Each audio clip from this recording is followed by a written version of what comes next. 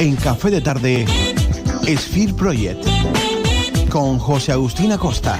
José Agustín Acosta, ¿qué tal? ¿Cómo estamos? Bienvenido. Hola, buenas tardes, Manolo. Aquí, como siempre, contento, ya en la segunda quincena de la temática que toca este mes, que es el origen de la vida desde el punto de vista de la biología, hay que decirlo, porque no se confundan nuestros oyentes. Origen de la vida desde el punto de vista de la biología. O sea, tela, ¿no? Sí, es un tema. Como siempre, el tema que a ver, que muchos diremos, oye, sí, pues yo esto hasta lo estudié, ¿no? Pero ahora con esa vuelta de tuerca de Sphere Project, de José Agustín Acosta, ¿no? Sí, exacto, dándole el toquito nuestro. Realmente lo que hemos producido para esta quincena, como hemos dicho, siguiendo la temática en la que estamos este mes, es en relación ya a la fotosíntesis. Entonces, hemos realizado un audiorelato, esta vez de nuevo con Pilar López, que tampoco ha podido estar, pero nos ha dejado unas palabritas, unas preguntas que le vamos a realizar después de la reproducción del audiorelato. Y voy a poner un poquito a los oyentes, voy a hablar tranquilamente porque esto hay que explicarlo bien. Sí, claro. Pero tampoco sin meterme, como dije los anteriores, en tecnicismos extremistas. Así que voy a explicar un poquito cómo es todo este proceso. La quincena anterior lo que estuvimos comentando era el tema de las protocélulas, cómo se originó realmente la primera, vamos a llamarlo células, las primeras formas que dieron la evolución para luego ser tratadas como lo que hoy conocemos como células. Bien, pasado ese audiorelato que hicimos, pues hoy vamos a hablar un poquito, antes de la fotosíntesis, de qué pasa por medio de todo esto. Bien, esas células al final se transformaron en dos tipos, mutaron, por decirlo así, a dos tipos de células. Una son las procariotas. Parezco de repente el profesor de ciencias. De repente me ha venido ese laxo mientras contaba. Total, ¿no? Soy esa persona a la que odié cuando estaba en el instituto. No, pero bueno. Pues vamos a repasarlo un poquito, bien. Esas protocélulas luego pasan con ya sucesos ya químicos a transformarse en lo que son las células procariotas y las células eucariotas. Vale, las células procariotas, ¿qué es lo que son? Para recordar un poquito, son las tratadas bacterias y lo que son también arqueas. Son células pequeñas, no tienen el núcleo definido, su ADN flota libre en el citoplasma, no está protegido por una membrana nuclear, no posee orgánulos internos. Son estructuras simples que realizan las funciones básicas para vivir. Aún con su sencillez, estas células han demostrado ser extraordinariamente adaptables. Son capaces de sobrevivir en condiciones extremas, desde fondos oceánicos hasta desiertos, y fueron las primeras en desarrollar estrategias tan revolucionarias como la fotosíntesis que vamos a tratar hoy. Entre ellas, la principal bacteria es la cianobacteria, que es la causante del aire que respiramos. Bien, estas son las procariotas. Ahora vamos a pasar a las eucariotas, porque tengo que explicar las dos para que se entienda la fotosíntesis, ¿no? Sí, el relato y la fotosíntesis, de lo que vamos a tratar.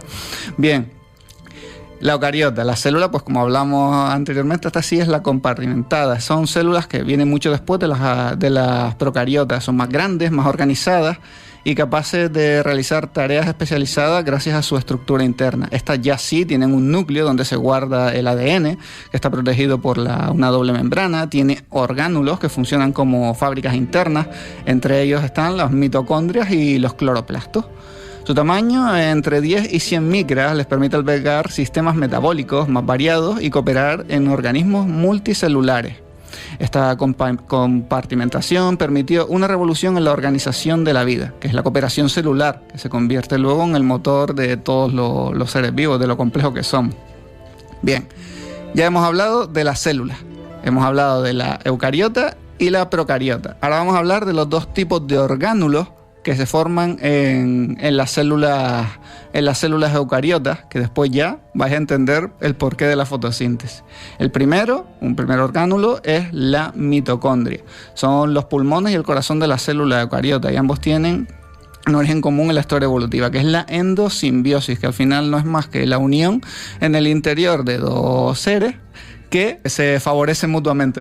De hecho, las mitocondrias son las encargadas de liberar la energía contenida en los nutrientes mediante la respiración celular. Transforman moléculas orgánicas y oxígeno en lo que es la energía en los seres vivos.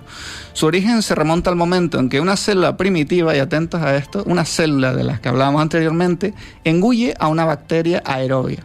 Este tipo de bacterias usan el oxígeno para obtener energía. Pues en lugar de digerirla, la mantuvo dentro. Esta es la endosimbiosis que antes he intentado explicar. Y con el tiempo, ambas se integraron en una alianza simbiótica. Bien, ahora vamos a ver. La célula hospedadora obtenía energía más eficiente y la bacteria un entorno seguro. Al final, esta bacteria pierde su independencia y se transforma en lo que hoy conocemos como mitocondria. O sea, la mitocondria en sí, que es el orgánulo de la célula eucariota, fue anteriormente una bacteria aeróbica. ¿Vale? Para que lo vayamos entendiendo. Y ahora vamos ya a los cloroplastos. Los cloroplastos es otro orgánulo. Aquí ocurrió otro proceso similar. Otra célula eucariota capturó esta vez a una cianobacteria fotosintética. Esta, en lugar de morir, sigue realizando su función: usar la luz del sol para convertir agua y dióxido de carbono en los azúcares, a su vez liberando oxígeno. De esa unión, pues, nace el orgánulo dentro de esa célula que es el cloroplasto, donde ocurre la fotosíntesis oxigénica. Gracias a ello, las plantas y algas transforman la energía solar en materia viva, llenando la atmósfera de lo que es el oxígeno que podemos respirar. Por tanto, las mitocondrias y los cloroplastos poseen su propio ADN y se dividen dentro de la célula de manera independiente, que es herencia de su pasado como organismos libres. Dicho toda esta teoría, creo que es el momento de pasar al audiorelato que hemos realizado, hablando específicamente de la parte en la que la cianobacteria entra en la célula eucariota y se produce todo este gran momento. Nací en un mundo sin aliento. El cielo era denso, rojizo, cargado de gases. El metano, junto al dióxido de carbono y el amoníaco, dominaban el planeta. El océano, tibio y espeso, bullía de minerales y compuestos recién formados. En aquel contexto primitivo, las moléculas buscaban orden, combinándose y disolviéndose sin conciencia. Y de ese caos surgí yo. Una estructura mínima, pero con una maquinaria interior capaz de algo que entonces no existía en ningún ser vivo. Soy una célula procariota, a la que en un futuro llamaréis cianobacteria. Durante millones de años, la vida que me precedió se conformó con absorber energía química del entorno: azufre, hierro, hidrógeno. Aquellos seres respiraban sin oxígeno. No lo necesitaban ni podrían haberlo tolerado. El oxígeno en aquel tiempo era una sustancia hostil, producida de manera fugaz por la luz solar que desgajaba el vapor de agua en lo alto de la atmósfera, para luego desaparecer al reaccionar con los metales del océano. Yo fui distinta. Mi estructura me permitía aprovechar la energía de la luz solar para romper moléculas de agua. De ese proceso surgía algo nuevo: oxígeno libre. No sabía lo que hacía, no existía propósito en mis actos, pero cada vez que capturaba un fotón y liberaba una burbuja de aquel gas, el mundo cambiaba un poco. Al principio mi huella fue invisible. El oxígeno reaccionaba enseguida con el hierro disuelto en los mares, formando capas de óxidos que se depositaban en el fondo. Los océanos se tornaron rojizos, las rocas comenzaron a envejecer bajo la corrosión de mi aliento. Esa larga transformación geológica sería mucho después la señal inequívoca de nuestra existencia. Con el tiempo los minerales se saturaron. Entonces el oxígeno comenzó a acumularse en la atmósfera. Fue un cambio lento, casi imperceptible. Pero el equilibrio se rompió. Lo que para mí era un subproducto inocente se convirtió en un agente de destrucción para gran parte de la biosfera. Muchos de mis contemporáneos desaparecieron, asfixiados por un aire que nunca aprendieron a tolerar. Yo sobreviví. La radiación ultravioleta, antes letal, empezó a filtrarse por una nueva capa, el ozono, nacido del oxígeno que yo misma había liberado. Gracias a ella, la superficie del planeta se volvió más estable, más apta para la vida compleja. Durante eones floté en la superficie del mar, multiplicándome bajo el sol. Fui una célula libre, autosuficiente, parte de un tapiz viviente que se extendía sobre las aguas poco profundas. Pero nada en la evolución permanece inmóvil. Una de mis descendientes fue engullida por otra célula más grande. No fue una muerte, sino una fusión. En lugar de digerirme, aquella célula me mantuvo dentro, aprovechando mi capacidad para transformar la luz en energía. Ese pacto dio origen a algo nuevo, el cloroplasto. En su interior seguía haciendo lo mismo de siempre, capturar fotones, liberar oxígeno, pero ahora al servicio de un organismo mayor. A través de mí, aquellas nuevas células comenzaron a obtener energía directamente del sol. De esa simbiosis surgieron los primeros eucariotas fotosintéticos y más tarde las plantas. Me convertí en parte de sus tejidos, en el motor silencioso de cada hoja. Lo que había comenzado como un proceso químico se transformó en la base de una biosfera entera. El aire se enriqueció. Los océanos, antes silenciosos, se poblaron de criaturas cada vez más complejas y con ellas surgió el primer latido de un mundo nuevo. Los continentes se tiñeron de verde, la atmósfera se volvió azul y la Tierra comenzó a parecerse por fin al planeta que hoy conocemos. Todo lo que respira, todo lo que arde o florece lleva inscrito en su historia el eco de aquel antiguo descubrimiento, la fotosíntesis oxigénica, el proceso que transformó la luz en vida. Soy testigo de esta historia. En cada bosque, en cada hoja que tiembla bajo el sol, sigo ahí. Un fragmento de aquel antiguo linaje, una maquinaria microscópica que nunca se detuvo. El mundo que ayudé a crear respira aún con el aire que emanó de mis entrañas.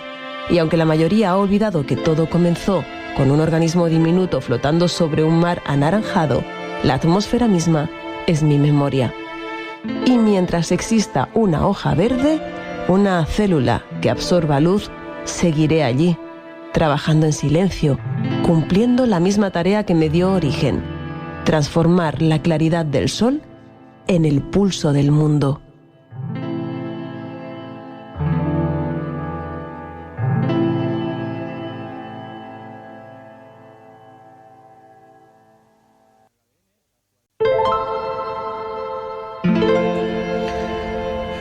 No sé si ponerme a hacer yo la fotosíntesis, no sé en qué fase estoy yo. Tengo que averiguarlo. Hombre, tenemos que mirar si tienes cloroplastos. Habría que investigar si han entrado los cloroplastos y puedes realizarla. No sé, ¿tú qué sueltas? ¿Dióxido de carbono o crees que es más oxígeno? Yo soy más de dióxido. Más de dióxido, yo creo que también. ¿No? Yo creo que también.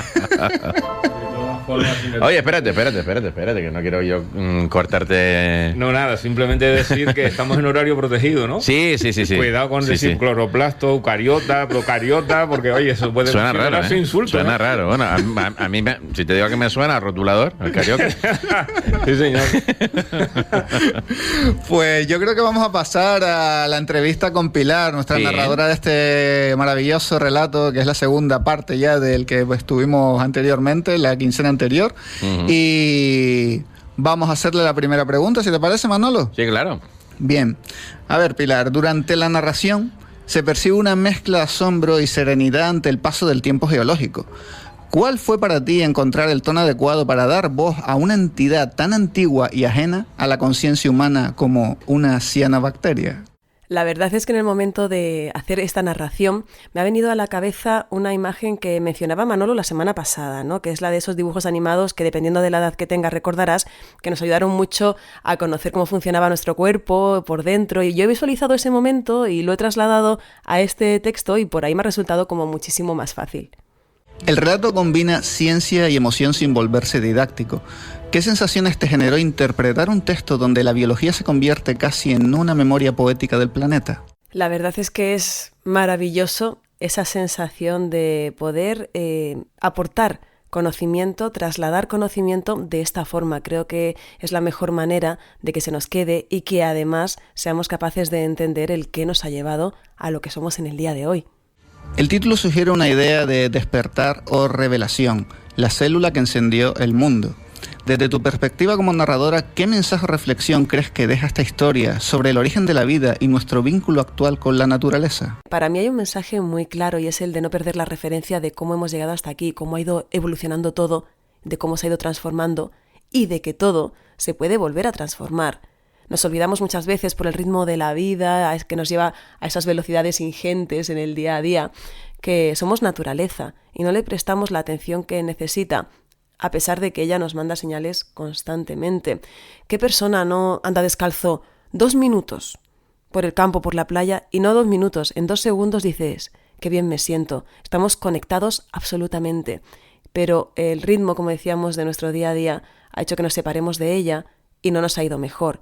Tenemos que aprender a respetarla, a cuidarla, a no destruirla y sobre todo a aprovecharnos, en el buen sentido, de todo lo bueno que nos ofrece el ser naturaleza.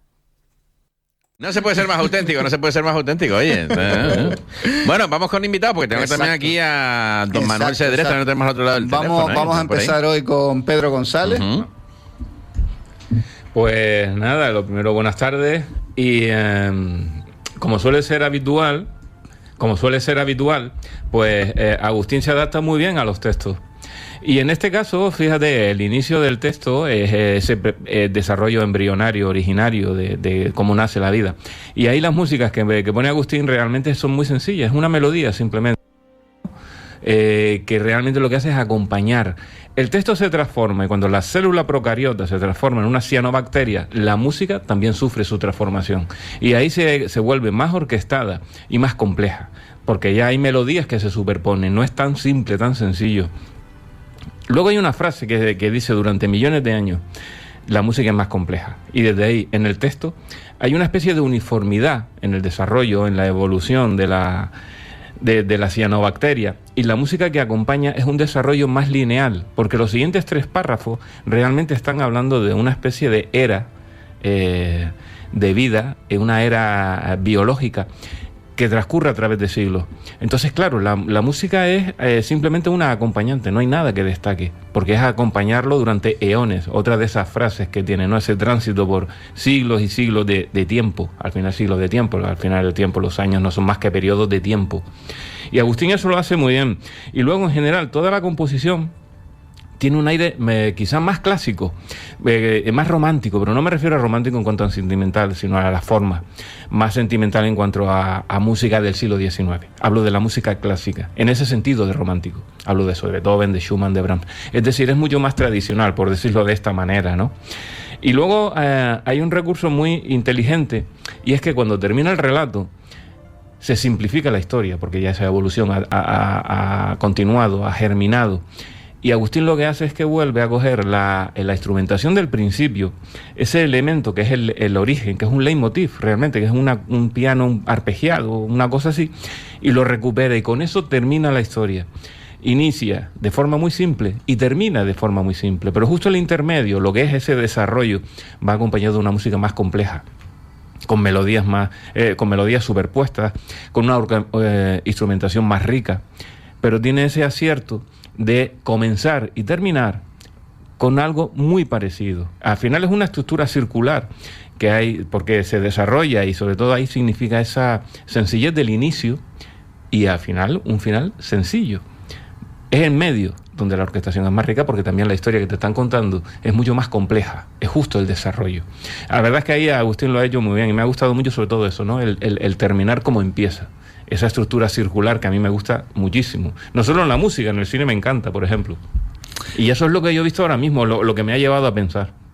Sí, ciertamente, la verdad que es como tú dices, es una estructura circular, pero realmente lo que está haciendo es basándonos en la propia historia, ¿no? Generando ese no cierre, sino que es otra vez el comienzo, es un recomienzo constante. Lo que es esta historia, es la evolución. Al final la evolución no para, está constantemente formándose, está constantemente cambiando. Y es otra vez volver a ese pequeño comienzo, igual que como empieza con los acordes estos que hemos una puesto. Mutación constante realmente, no para de evolucionar. Exacto, al final, eso es la evolución, ¿no? La teoría de Darwin es esa, del adaptarse al medio es eso, que evolucionas constantemente. Y en este caso es lo que más me ha llamado la atención, aparte de que en un relato de 5 minutos y pico, que tampoco te da tiempo de hacer un gran desarrollo, pero se adapta muy bien al ritmo del texto. Y la música está totalmente adecuada a lo que en ese momento te está contando. La verdad es que a mí me gustó mucho. Sí, yo pienso que la experiencia sonora ha sido importante aquí, porque es una historia que al final pasa también como con el primer relato de hace 15 días. Si quitamos la música se convierte en un texto un poquito complejo, un poquito, incluso aunque no le pongamos ese carácter didáctico, sí llega a tenerlo en su trasfondo. Y con la música lo que intento es bajar toda esa sensación de pesadez, de una temática muy compleja que no a todo el mundo le va a llegar. Intento, pues la música aquí, la función que tiene es que llegue a todo el mundo, y que sea cómodo y sobre todo entendible, ¿no? Que sea la parte así. Bien, vamos a pasar con Ulises Rodríguez a que nos cuente un poquito la sensación cinematográfica de este audiorelato. Buenas tardes. Principalmente voy a rescatar una pequeña cosa que mencionó Agustín hace un momentito, y es que mencionó acción y ciencia. El relato constituye tanto la parte científica del mismo como la acción. Al igual que mencioné en el anterior relato que se trajo este mes, es muy complicado conseguir que un tema como este resulte cinematográficamente atractivo sin tratarse de un documental.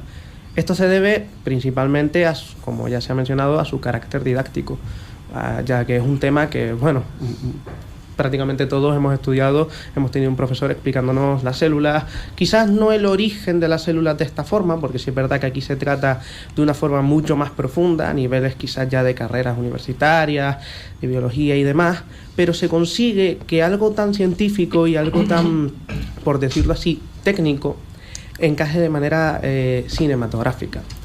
Sí es verdad que vuelven a notarse esas similitudes quizás con El árbol de la vida de Malick, incluso todavía manteniendo ese repunte con cómo se trata lo extraterrestre en Annihilation, aunque aquí ya volvemos a tener esa cercanía. Donde sí ya se nota la diferencia es con la comparación que hice en su momento con 2001 Odisea del espacio, porque ahí pasábamos de lo inerte a lo vivo. Aquí ya estamos con vida, hay vida desde el momento 1, pero lo que se está haciendo es evolucionar.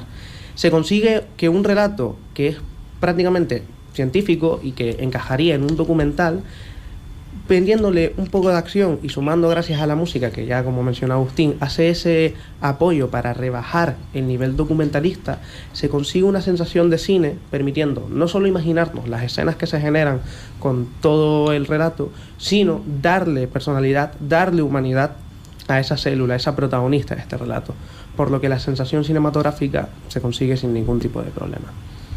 Pues muchas gracias, Ulises, por tu participación, como siempre. Vamos ahora a dar paso a Manuel Pérez Cedrés para que nos comente qué tal ha sido la sensación que le ha dado también este audiorelato. Buenas tardes a todos. Buenas tardes, Manuel. Buenas tardes. Me estaba riendo antes cuando estaban hablando de la palabrota, ¿no? Digo, estaría guay una reunión de intelectuales, ¿no? Llamar uno a otro, o eres un procariota, o eres un... sería simpático eso, ¿eh? Bueno, la parte que a mí me compete, primero, José, decirte que te has enfrentado a una temática compleja a la hora también de desarrollarlo en un texto que sea atractivo, que sea escuchable, que sea ameno, que sea entretenido, no solamente como escucha, digamos, puntual a través de un audio, sino también como lectura a través de los ojos, ¿no? Así que te felicito por eso. Muchas gracias, Manuel. Yo creo que quiero empezar por el final. Tú dijiste una cosa ahora que me parece súper interesante para empezar, es el no cierre, ¿no? Ese círculo del que estaban hablando con referencia a la música, y también tiene mucho que ver con la estructura del texto, que también parece que empieza y termina, porque eso también debe formar parte de una... digamos, para que una estructura no parezca ambigua a la hora de ser leída, ¿no? De alguna forma, aquí lo consigues también de alguna forma con la técnica, ¿no? Ese no cierre, ese final abierto también tiene que ver muchísimo con la estética y digamos, el fondo del texto, ¿no? Y también la referencia que acaba de dar Ulises, me atrevo también a añadir, aunque no es mi parte, a 2001 me parece también interesante, e igual que a la obra de Malick, porque una de las cosas que trató Stanley Kubrick en la película fue la teoría del superhombre de Nietzsche, ¿no? Todo empieza, sigue y vuelve al inicio, ¿no? Yo creo que también hay un trasfondo que me resulta como mínimo interesante a la hora de seguir el texto, es la confrontación entre la nada, el caos y el orden, es decir, el nacimiento, la vida o la hostilidad, con referencia a la vida, aquello que dices que el oxígeno en aquel tiempo era una sustancia hostil, y también al hecho del orden como sustrato o sustancia de la libertad, ¿no? Mi estructura me permitía aprovechar la energía de la luz, de la luz solar para romper moléculas de agua. De ese proceso surgía algo nuevo. oxígeno libre, ¿no? Eso también queda claro a lo largo y ancho del texto. Esa referencia al caos, a la nada, al caos y al orden, que también se desarrolla en otras partes del texto y que queda muchas veces subrayado cuando hablas de luz, energía, pacto. Me parece muy, muy interesante también la utilización de pacto. En cuanto al texto, digamos, el texto desde el punto de vista técnico, pues sigue más o menos el orden que suele haber en los textos al que se le pone voz y sonido a través de tu proyecto, y es que, bueno, no tiene una extensión demasiado larga para que no resulte difícil de escuchar al oyente, y luego tiene una estructura que va increciendo también, que suele generar atención y suele generar también entretenimiento, lo que dije antes al principio. Para terminar, me gustaría hablar de cómo has sabido llevar un tema que a mí me parece complejo. Yo, que soy un hombre de letras, digo desde el instituto, aunque interesado de alguna forma, quizás de forma externa y muy vaga del mundo de la biología y de la ciencia, me parece muy interesante, termino como el principio, cómo has abordado una historia técnica y, como se dijo antes por ahí, también que tiene que ver mucho también con el estudio profundo de la biología. Así que enhorabuena. Eso es todo. Gracias, Manuel. Muchas gracias a ustedes. Gracias. Oye, te mandamos un abrazo fuerte a ti y a todos los oyentes también de Onda 7 en Tenerife, en Santa Cruz de Tenerife. Perfecto, pues muchas gracias. Gracias, y Manuel. un abrazo para todos. Chao. Muchas gracias, Manuel. Hasta luego. Pues yo me quedo al final con las palabrotas que es lo que hago. Mira, al final mola eso, ¿no? De decirle ahí como... Procariota, más sí, que procariota, que eres un procariota. Hombre, vamos aprendiendo cultura de la biología a la vez que vamos insultando, ¿no? Alguien Sí, que está guay, ¿no? está guay. Está curioso el tema. A mí me gustaría antes comentar alguna cosita. Es verdad lo que estaba diciendo Manuel Pérez sobre que el tema ha sido muy complejo. De hecho, ha sido el que más quebraderos de cabeza me ha llevado, tanto la relación de la banda sonora, el tener que preparármelo para este programa. Se quedan muchas cosas que no puedo comentar en el programa porque ya se necesitaría gente experta para tratarlas, y ya también se saldría de lo que es nuestro marco de lo que queremos mostrar aquí. Tampoco queremos ser tan técnicos en lo que mostramos, sino más bien dirigir cultura de una forma accesible para todo el mundo, por muy, entre comillas, que tenga complejidad este tema. Solo quiero comentar una cosita más, y es hablar de Luca. No sé si alguien sabrá, alguien de aquí, si Ulises o Pedro ¿No saben. un relato? Vale, no. Lucas es considerado, y significa, son las siglas, del último, a ver, lo tenía por aquí, último ancestro común universal. ¿Y qué significa esto? Dice, antes de las bacterias, las arqueas y eucariotas, que esto hemos estado hablando, existió un antepasado común a toda la vida. Se le llama Luca técnicamente, ¿vale? Uh-huh. Entonces, no era la primera forma de vida, sino el último punto en el que todas las ramas de la vida estaban unidas. ¿Vale? Para que tengamos en cuenta esto. A partir de ahí es donde salen ya, pues, todo lo demás, todo lo que conocemos hoy. Tenía un sistema genético basado en... Perdona, José, entiendo que Luca, por sus siglas en inglés. Sí, las siglas en inglés. Seguramente exacto. Más alto uno habrá dicho con lo que has dicho tú, espérate, no me sería Luca, ¿no? Last Universal Common Ancestor, ¿vale? Eso sería, pero quería obviarlo, ¿vale? Quería decirlo en español. No, pero porque yo fui uno de los que dijo, espérate, último, digo, no, ¿dónde está la L? ¿no? Sí.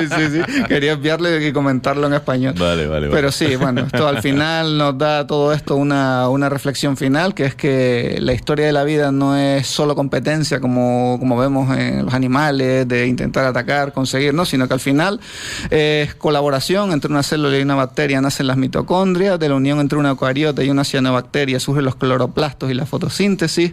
Al final de la persistencia de la división celular nace la continuidad de la existencia. Y con esa reflexión creo que me quedo ya por hoy.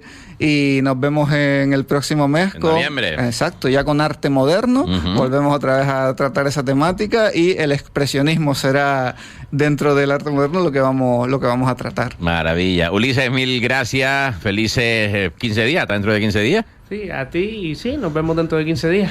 Pedro, también, gracias, y a ti te veo el martes, el próximo martes, claro. El martes estamos aquí, por supuesto. Gracias, Pedro. Y José Agustín Acosta también, hasta dentro de 15 días, al próximo mes, donde vamos a seguir con mucho más Fear Project, con mucho más audiorelatos con sensación cinematográfica. Además, vendremos ya en el mes en el que el 13 de noviembre, apunten ahí, 8 de la noche o 7? 7 de la tarde. 7 de la tarde, tenemos... de la noche, porque ya habrá cambiado la hora. También, es verdad, de la noche, ya noche. Es verdad.